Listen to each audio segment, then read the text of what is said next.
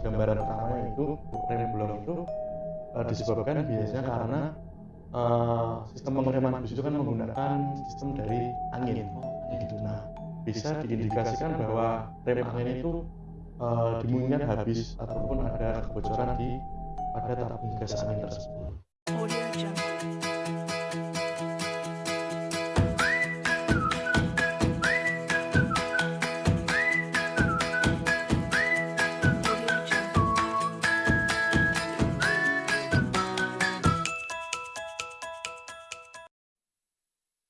Assalamualaikum warahmatullahi wabarakatuh. Selamat malam sahabat Cemani. Bertemu lagi dengan kita di studio podcast di komunitas digital Desa Cemani. Pada malam hari ini kita akan membahas sebuah peristiwa yang baru viral, yang baru panas di dunia maya, yaitu sebuah kejadian atau tragedi yang menimpa saudara kita yang berada di Subang, yaitu kecelakaan bus pariwisata membawa rombongan Taditur. Oke. Baik, untuk membahas masalah itu, kami sudah mendatangkan bintang tamu dari Busmania Community. Oke, tidak usah berlama-lama, kita akan bertanya-tanya, kita akan bertanya supaya Mas dari Busmania Community ini bisa memperkenalkan diri. Itu. Silakan Mas, bisa memperkenalkan diri. Ya Mas, Assalamualaikum warahmatullahi wabarakatuh. Selamat malam teman-teman semuanya yang dimanapun berada begitu. Perkenalkan yang pertama saya Noval dari komunitas Bismania Community Korwil Solo Raya begitu. Jadi komunitas ini kita menggemari atau istilahnya menyukai terhadap bus yang ada di Indonesia. Kalau secara organisasi kami terbentuk di 8 Maret di tahun 2008 begitu di pengurus pusat di Jakarta. Kemudian kalau untuk susunan kepengurusan nanti ada di sisi koordinator daerah. Jadi itu seperti di provinsi begitu Mas. Jadi ada kalau di Solo sini koordinatornya di Jawa Tengah, Polda Jateng. Kemudian lanjut kalau di saya sendiri ini bertempat atau berkedudukannya itu di Korwil atau koordinator wilayah di Solo Raya begitu. Jadi di seluruh Paris Solo Raya. Kami berdiri di tanggal 25 April di tahun 2010 begitu. Jadi untuk sekilas komunitas kami ini diketuai oleh Mas Arga Kusumasina itu dan didukung oleh teman-teman yang lainnya gitu. Kami sebutnya itu sebagai dulur-dulur gitu. Jadi dari komunitas ini organisasinya sudah nasional nih sebenarnya. Kalau kami Bismania Community ini diakui secara sah di Kemenkumham, jadi sudah diakui secara legalitasnya begitu. Kemudian dari logo komunitas kami sudah terdaftarkan di HAKI, sudah jadi hak paten begitu. Jadi komunitas kita ini komunitas secara resmi, jadi secara resmi yang berkaitan tentang menggemari bis atau menyukai bis terutama di Indonesia, khususnya di Indonesia. Jadi berdiri 2008 pertama kali. 2008, berarti sekitar kurang lebih 16 tahun ya. Jadi sudah 16 tahun. Kemudian saya mau tanya kaitan latar belakang ini Mas. Jadi kenapa kok bisa terbentuknya komunitas bis itu? Dari pendiri utamanya siapa? Jadi kalau dari intinya kalau Bismania Community ini kita dilatar belakangi oleh kegemaran kita. Jadi terhadap ketertarikan kepada istilahnya angkutan umum yaitu berupa bus begitu. Jadi yang mungkin dari mereka yang sering naik bus, kemudian dari penumpang, kemudian dari pengurus juga dari pengurus bus, kemudian dari mungkin ada dari pemerintah yang menyukai terhadap bus, jadi kita menjadi satu wadah di situ. Kemudian dari organisasi itu sendiri kan dengan berjalannya waktu pasti punya tujuan Mas. Nah dari Busmania Community ini, jadi tujuannya itu seperti apa sebenarnya? Kalau kami tujuan utamanya memang mengamankan bus sebagai transportasi umum yang aman, nyaman, itu yang dapat melayani masyarakat begitu. Jadi dalam kampanye kita itu juga kita istilahnya mengurangi polusi udara dengan memanfaatkan angkutan umum berupa bus untuk keseharian kita. Jadi ada istilah kalau kita itu dulu, bus to work atau bus to school. Nah seperti itu. Jadi kita, eee, menggunakan bus itu sebagai moda transportasi harian, Oh, ya ya ya. gitu. Jadi di sisi lain untuk mengampanyekan itu juga secara tidak langsung membantu pemerintahan dalam menanggulangi kemacetan berarti ya, Mas, Iya ya? betul sekali Mas, nggih. Jadi benar-benar tujuannya sangat mulia sekali ya. Nggih nggih. Kemudian dari bus mania ini sendiri, itu kan dalam perjalanan tentunya punya harapan nih, Mas. Nah, Iya. dari bus mania itu harapannya seperti apa kira-kira? Iya. Harapan kami, ya tetap dengan tujuan awal kita mengkampanyekan masyarakat untuk, mau dan, ikut naik bus itu sebagai moda transportasi harian. Itu dan juga, perkembangan bus saat ini kan juga menuju ke eranya bus listrik seperti itu. Jadi ketika, bus listrik itu kan juga zero waste atau istilahnya, limbahnya zero, jadi dia tidak menghasilkan polusi udara. Gitu. Jadi, pengembangannya memang sudah sampai segitu, nggih. Kemudian kemarin juga ada event di Buspot di Jakarta. Di situ juga ada memamerkan berbagai macam bus dari mungkin istilahnya bus yang pertama kali yang ada di Indonesia yang masih ada saat ini itu dipamerkan di sana. Berarti bus Itu asik, Mas, bus iya, jadul itu. nggih kemarin dari tanggal 15 sampai dengan 17. Dipamerkan juga dari, bus listrik juga produksi dari dalam negeri, itu kemudian bus-bus umum, yang menggunakan apa itu, berbahan bakar solar gitu yang, produksi karoseri lokal Indonesia. Oke. Jadi begitu ya, sahabat Semani bahwa, tadi sudah dijelaskan, dipaparkan panjang lebar tentang latar belakang, tujuan maupun harapan dari Busmania Community. Jadi, tidak lupa dengan tujuan kita untuk ngobrol di sini yaitu membahas tentang, permasalahan atau tragedi yang kemarin menimpa di saudara kita ya, Mas, ya. Ya jadi saya, mengundang ini dari Busmania Community untuk bisa sharing bareng, bisa memberikan wawasannya dan edukasinya kepada sahabat semani supaya nanti harapannya kita bisa, menggunakan transportasi terutama di bus itu dengan baik dan efisien. Oke. Nah, jadi kemarin itu, eee, kecelakaan ini kan disebabkan oleh remblong ya, Mas, ya. Jadi dari berita itu disebabkan oleh remblong. Nah, mungkin sahabat semani masih banyak yang, tidak tahu remblong itu seperti apa, Mas, sebenarnya gitu. Hmm. Silakan monggo.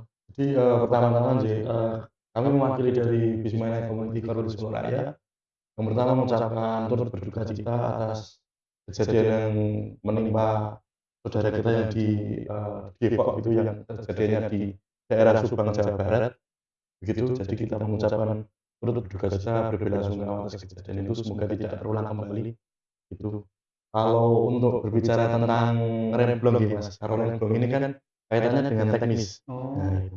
Kalau kita memang dari kami, berlatar belakang dari komunitas gitu, jadi mungkin, untuk urusan teknis kita, belum menguasai penuh, tetapi kalau untuk analoginya atau remblong itu, disebabkan biasanya karena, sistem pengereman bus itu kan menggunakan sistem dari angin, Oh, begitu. angin. Nah, bisa diindikasikan bahwa rem angin itu, dimungkinkan habis ataupun ada kebocoran pada tabung gas angin tersebut. Itu jadi gambaran pertamanya itu, kenapa bisa blong gitu ya, gitu. Jadi, mungkin selain itu juga, mungkin komponen di kampas rem busnya itu sendiri. Mungkin apakah kampas itu sudah tipis atau sebagaimana gitu. Tapi memang indikasi pertama itu pasti di rem anginnya. Kirim angin. Nggih, karena menggunakan angin, gitu. Jadi kalau rem angin itu bisa terjadi kebocoran itu juga bisa mengakibatkan remblong juga ya, Mas? Iya, betul sekali Mas, nggih. Oke. Tetapi kan kalau dengan, transportasi armada bus itu kan armada yang, ditumpangi oleh banyak orang Iya, dan itu betul. pastinya ada SOP-nya maupun, SOP-nya, nggih. perizinan dan, perawatan dan sebagainya. Nah Nggih, ini dari pandangan Mas Nova sendiri, itu SOP dalam bus itu seperti apa sebenarnya? Jadi kalau pengetahuan yang kami dapatkan ya Mas, seperti itu. Kalau dalam bus sendiri itu dikategorikan ada bus 2 jenis bus, yaitu, bus umum. Bus umum itu bisa meliputi antar kota dalam provinsi ataupun antar kota antar provinsi. Kemudian ada bus pariwisata. Nah, gitu. Kalau untuk kemudian ke usia bus itu, untuk bus umum itu maksimal di usia 25 tahun. Kemudian kalau untuk bis pariwisata itu di usia maksimal 15 tahun begitu. Nah, untuk kalau istilahnya SOP atau regulasi dari pemerintah gitu kalau kita menyebutnya.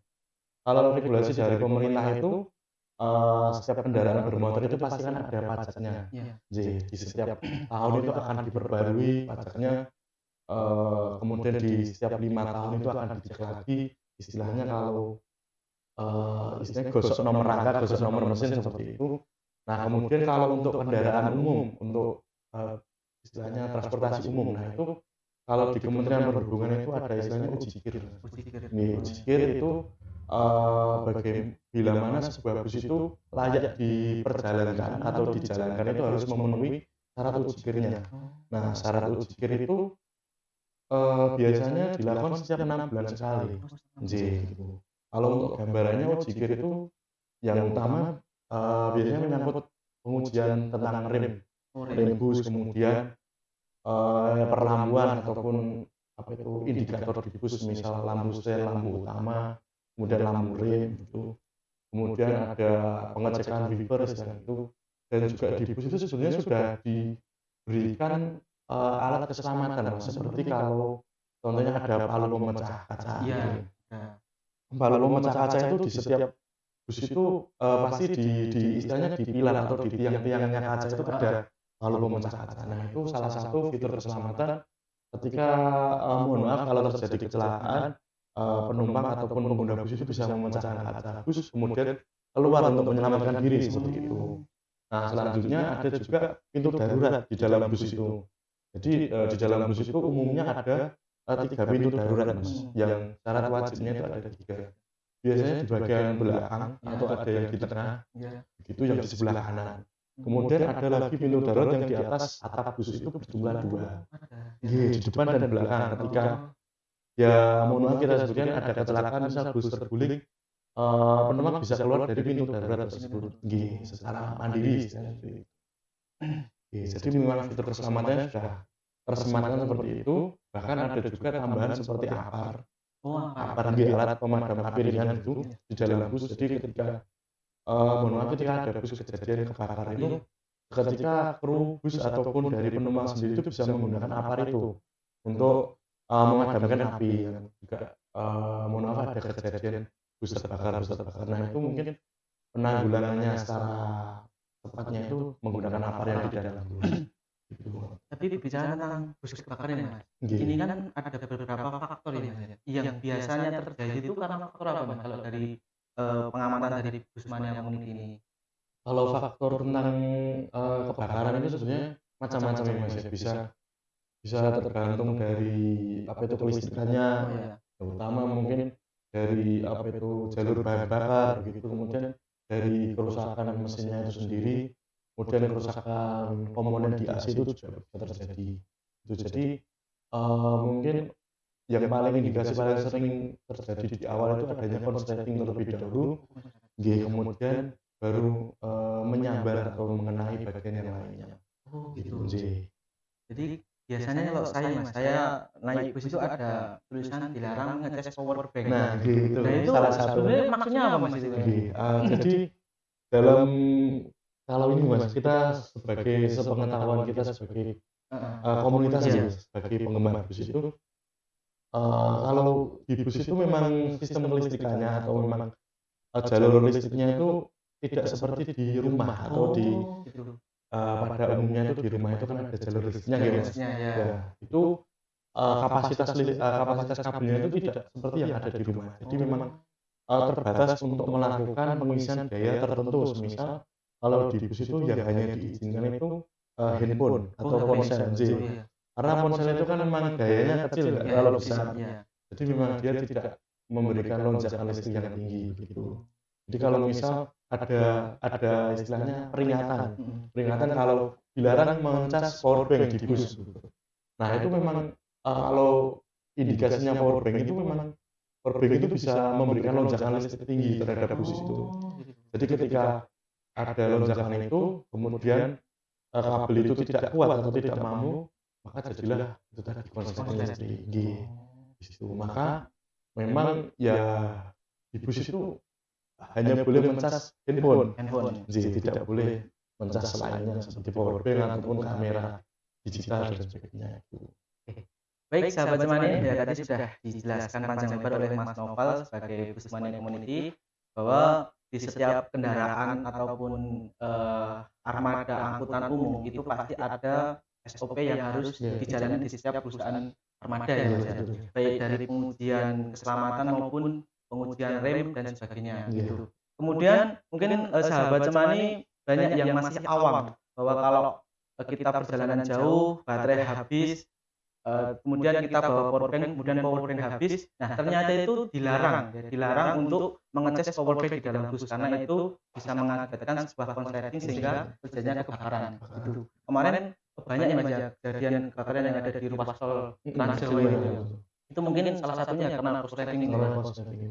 Oke, baik sahabat Cemani, tadi sudah dipaparkan panjang lebar, kemudian ini kami bertanya untuk bisa memberikan edukasi Mas, edukasi atau tips kepada sahabat Cemani ini supaya bagaimana kita mencari atau memilih bus yang baik dan benar ya. Sehingga nanti dalam perjalanan kita studi tour, kita pariwisata dan sebagainya itu merasakan rasa nyaman gitu, tidak ada was-was. Nah, silakan dari Mas Noval bisa diberikan edukasi kepada sahabat Cemani gitu. Jadi pada intinya kita sebagai pengguna kendaraan umum sih kalau kita memang berwisata begitu menggunakan bus pariwisata, jadi dapat dipastikan untuk setiap orang masyarakat itu bisa mengecek bahwa kelayakan suatu bus tersebut. Mungkin dari pertama itu bisa dicek legalitas perusahaan atau bus tersebut, kemudian bisa dicek seperti surat-surat ataupun istilahnya itu tadi pajaknya, kemudian apa itu registrasi kendaraannya itu sudah seperti apa. Kalau untuk mudahnya itu sebetulnya kalau di kita sebagai masyarakat umum itu dari Kementerian Perhubungan atau dari itu ada sistem namanya itu Spionam, Mas. Spionam itu di situ ada sebuah sistem, jadi sistem informasi atau website itu bisa mengecek ataupun memvalidasi bahwa apa perusahaan atau bus itu secara resmi atau tidak, kemudian ada data kendaraan secara detail seperti itu, kemudian ada keterangan bahwa bus tersebut ujikir ataupun persuratannya masih aktif atau tidak seperti itu. Kemudian kalau kita bicara tentang legalitas busnya ataupun surat-suratnya, itu kita juga bisa mengecek di aplikasi. Kalau di Jawa Tengah ya Mas, kita nyebutnya ada aplikasi Sapole itu kan sudah. Nah itu sudah mungkin banyak orang yang familiar dengan aplikasi itu juga bisa pajak kendaraan di situ kan Mas. Nah itu bisa dicek dengan memasukkan nomor polisi kendaraannya, busnya itu bisa dimasukkan di situ, bisa dicek bahwa usia bus, kemudian masa aktifnya bus itu pajaknya sampai kapan gitu. Dan jadi bisa dipastikan bahwa bus yang akan dipakai oleh masyarakat itu sudah resmi secara legalitas maupun dari secara pajaknya. Kalau kita mengantisipasinya seperti itu. Kemudian mungkin bisa dengan mengunjungi langsung perusahaan atau bus yang ada di sekitar, mungkin melihat secara langsung armadanya seperti apa. Jadi kalau mungkin orang itu melihat dari luarnya itu biasanya sudah kelihatan Mas, bahwa bus itu, oh ini busnya itu baik, busnya mudah, busnya itu lengkap, itu kan kelihatan juga. Jadi bisa dipastikan seperti itu. Mungkin dengan bisa dari perusahaan otobus itu juga biasanya menawarkan kalau mau nyoba busnya bisa nyoba dulu, bisa dibawa keluar sebentar, itu juga ada seperti itu. Jadi memang perusahaan otobus itu juga terbuka terhadap masyarakat bahwa memang bus yang kita miliki itu sesuai standar, kemudian aman dan nyaman seperti itu. Kalau selanjutnya mungkin kita sebagai masyarakat mungkin bisa lebih aktif, lebih mungkin berliterasi melihat kondisi terhadap cara penyelamatan diri secara mandiri itu seperti apa, kemudian adanya alat-alat apa itu untuk penyelamatan diri di dalam bus itu modelnya seperti apa, kemudian cara keluarnya itu seperti apa, penggunaannya seperti apa. Dari situ ketika masyarakat pun juga, lebih jelas, lebih tahu, mereka pun juga bisa meminimalisir kejadian ataupun mereka bisa menyelamatkan diri secara mandiri. Intinya seperti itu. Jadi, eee, tidak perlu takut, tidak perlu was-was terhadap apa itu, misal busnya itu tidak aman, tidak, kurang nyaman, eee, keselamatannya terganggu lah intinya gitu. Itu bisa kita minimalisir seperti itu. Dari mungkin dicek legalitas, kemudian melihat langsung armadanya seperti apa, kemudian juga yang terakhir itu, membekali diri tentang penyelamatan secara mandiri. Oh, Mungkin itu yang bisa sampaikan soal oke. Oke, ya. Sahabat Semani tadi sudah disampaikan ya, tips and trick ya buat sahabat Semani ketika ingin berpergian, kemudian ingin mencari armada bus yang baik dan bisa dijamin keselamatannya. Itu bisa dilihat dari surat menyuratnya, kemudian dari fisik, kemudian dari tahun pajak dan sebagainya banyak. Kemudian tak lupa buat sahabat Semani jika ingin menggunakan armada bus, jangan lupa untuk belajar ya, mencari referensi yang ada di Google supaya belajar tentang penyelamatan pribadi ya, ketika ada kecelakaan atau ya mohon maaf ya, iya, walau alam ada kecelakaan atau sebagainya kita udah punya bekal gitu. udah, iya, betul Nah, sekali. gitu. Baik. Jadi itu tadi ya, sahabat Semani, kita sudah di akhir acara ya. Baik, tadi sudah ngobrol panjang lebar tentang kasus yang baru viral ini yaitu tentang musibah kecelakaan di Subang, Jawa Barat. Oke, baik sahabat Semani. Kemudian bila sahabat Semani ingin mengunjungi Busmania Community bisa dicek link di bawah ini Iya, ya. nanti ada Bisa Instagram. ya, nanti di bawah sini ada. Nanti Instagramnya juga di bawah sini ya buat sahabat Semani. Oke. Baik, mungkin itu ngobrol-ngobrol santai malam hari ini ya Mas ya. Iya. Terima kasih banyak atas kunjungannya. Ini teman-temannya banyak sekali. Monggo disapa. Halo. Ini banyak sekali yang di luar. Di luar, di dalam ini banyak sekali. Emang benar-benar Busmania ini enggak cuma yang busnya saja yang mania tapi timnya juga mania. Iya, gitu. Enggak cuma mancing mania tapi Busmania gitu. Oke. Mantap sekali. Oke, terima kasih banyak ya. Semoga bermanfaat buat sahabat Semani. Iya. Jangan lupa untuk tetap jaga keselamatan dan kesehatan. Oke, baik, terima kasih. Cukup sekian dari saya. Kurang lebihnya mohon maaf. Wassalamualaikum warahmatullahi wabarakatuh. Waalaikumsalam.